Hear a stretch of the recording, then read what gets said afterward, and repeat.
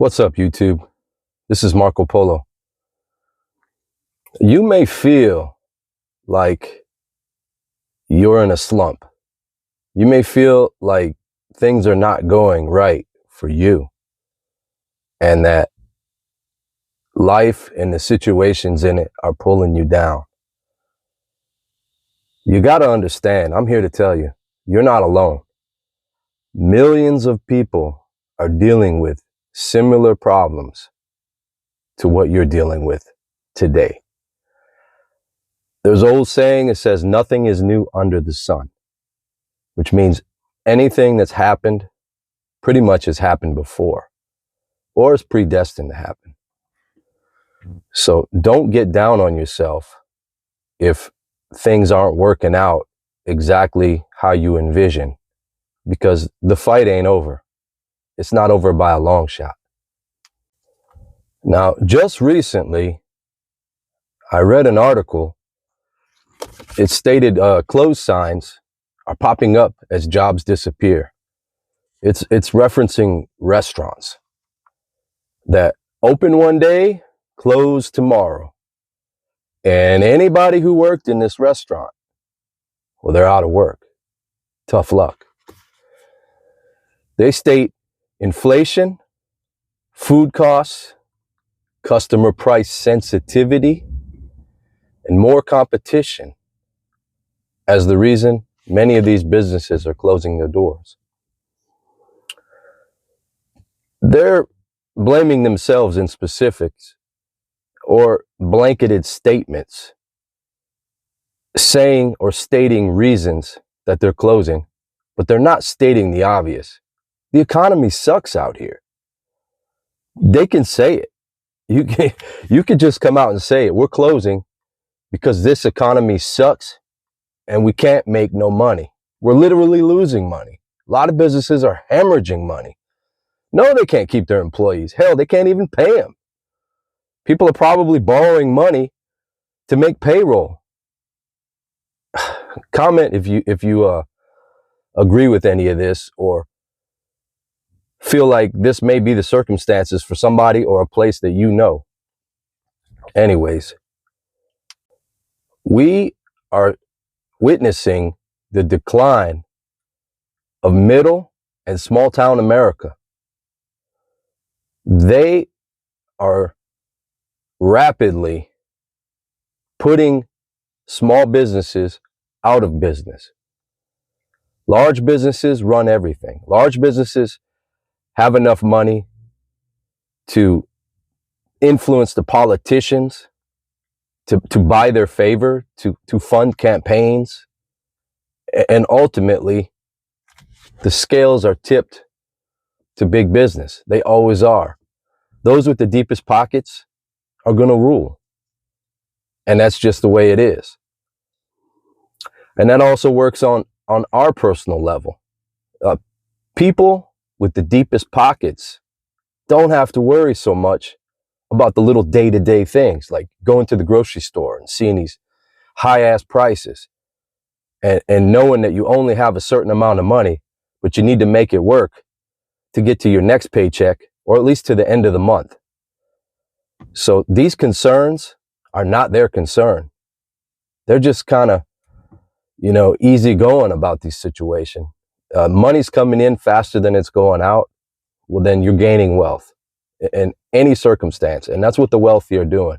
The money is coming in faster than the money is going out, irregardless of the prices that people are paying for all the goods, services, and the bills.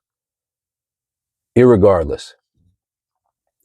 Folks, if you would do me a favor and subscribe to my channel. I'm trying to grow this channel, and I'd really like to reach out to more people. I feel a community can grow from this, and I'm part of a larger movement, and it would really help me out, appreciate it, if you would subscribe, like, and leave a comment, but ultimately subscribe. We can get this channel off the ground. All right, folks, what they are saying in response, the people about these restaurants is they're saying customer service is beginning to suck. Do you ever go to a business and the person who greets you, the first person you see, has a bad attitude, a stank attitude. They don't have time, it seems, to deal with you and your concerns. Even though you're showing up to spend your money, you're dealing with a person who's maybe somewhat difficult or not all the way there, not involved in what they're doing. They're just, what do they say, quiet quitting? They're sitting there at their job, waiting on the clock so they could just go home, and they're not worried about you as a customer, the business that they sit in. All they care about is getting that paycheck and getting out. I think it's bad habits, it's bad practice. Yes, you should care about your paycheck. Your paycheck is ultimately going to dictate the way that you live and how well your family is going to make it and how well you can take care of yourself and your loved ones. But it doesn't stop there. If you want to perpetually make that paycheck, how about grow it or advance in life? You do need to go the little extra. Do extra. Do more. Shoot, if your business is one of those businesses cutting people and you're the one who does extra, the chances are, I'm not going to say it's guaranteed because business is cold and a lot of times they do not care if you did it or not. But people see what you do. You will be spoken about in a positive manner if you do a little extra. This is just a random advice. I'm not telling you have to. You know, a lot of people just go through the motions, get through life, get through their job, get on home, and that's where life begins. Your life begins when you wake up. And you've got to take advantage to bring goodness into the world, or at least a better world after you have touched it. That's at least me speaking to myself. I want to be remembered as somebody who made a difference, even if it's a small difference, insignificant. Maybe I changed somebody's attitude and they went out and did something great. Well, damn, I had something to do with that, didn't I? All right. Also, people are avoiding restaurants because of the tip culture. You know, when you go into a restaurant and they're not delivering it to you, there's no waitress, you're ordering food and they're asking you for a tip. Don't the people you work for pay you? And look at the high prices that we're already paying for the food itself. You're going to get a tip for that? In my day, not too long ago, that was expected. And you receive a fair wage. You chose to work where you work. I understand we need to take care of our people and that people are hustling for you and doing what they can to give you a good experience.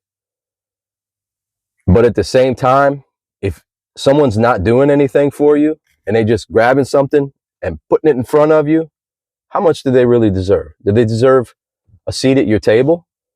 So if I sit down with a family of 4 and my bill is $100, do I need to tip you $20 to $25? Well, that would be a 20 to 25% of my total bill.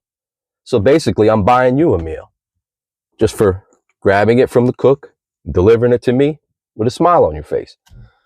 I may or may not. I do believe in supporting the individuals who are trying to do better for themselves. I got nothing wrong with that. But if I'm going to a sandwich shop and you're there working, making your wages, you put me together a sandwich and I'm checking out at the register and you're asking how much I'd like to tip, and then you hold that thing in front of me, looking at me, it's kind of a shameful thing or like a pressure to hit tip or not hit tip, and you're watching me. So it feels uncomfortable.